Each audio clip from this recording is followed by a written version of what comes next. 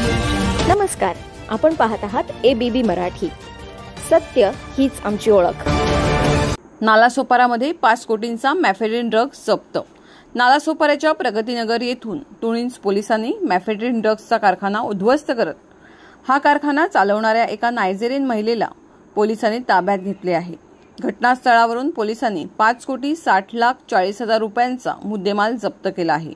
यावरून नालासोपाऱ्यात ड्रग्ज मोठ्या प्रमाणात तयार होत असून त्याची विक्री देखील होत असल्याचे समोर आले आहे. ड्रग्जचा कारखाना हा एका इमारतीमधील घरात सापडल्याने एकच खळबळ माजली आहे. ज्या नायजेरियन महिलेला पोलिसांनी अटक केली आहे तिच्याकडे भारतामध्ये वास्तव्य करण्यासाठी आवश्यक असलेला व्हिसा आढळून आलेला नाही. त्यामुळे स्थानिक पोलिसांच्या कामगिरीवर प्रश्नचिन्ह उपस्थित होत आहे.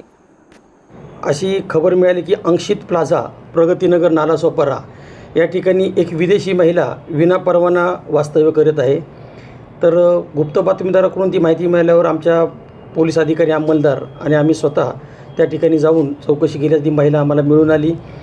त्या महिलेची घरामध्ये आम्ही झडती घेतली असता तिच्याकडे 5,60,42,000 किमतीचा आणि 2 किलो 800 ग्रॅम वजनाचा एमडी हा अंमली पदार्थ मिळून आलेला आहे. तिच्यावर तात्काळ आम्ही तो मुद्देमाल ताब्यात घेतला आणि पोलीस ठाण्यामध्ये आणून गुन्हा नोंद केलेला आहे. सत्य हीच आमची ओळख. आपण पाहत आहात ABB न्यूज मराठी.